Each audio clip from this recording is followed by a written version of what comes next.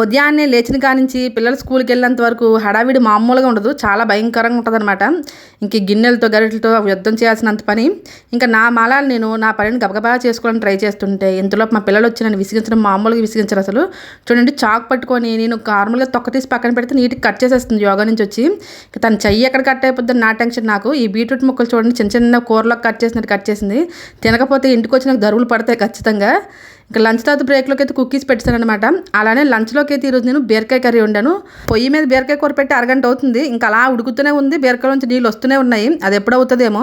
అలానే మార్నింగ్ బ్రేక్ఫాస్ట్లోకి అయితే సేమియా ఉప్మా చేశాను అనమాట. పిల్లలిద్దరికి పెట్టేసి బాక్సుల్లో అన్నీ వేసేసి చల్లారితే కదా అని పక్కన పెట్టేసి పిల్లలిద్దరికి జడలు వేసి వచ్చానమాట. ఈలోపు అయితే కరెంట్ పోయింది. కరెంట్ పోయింది. ఇంక ఫోన్లో లైట్ ఆన్ చేద్దామంటే ఫోన్లో ఛార్జింగ్ కూడా అయిపోయింది అనమాట.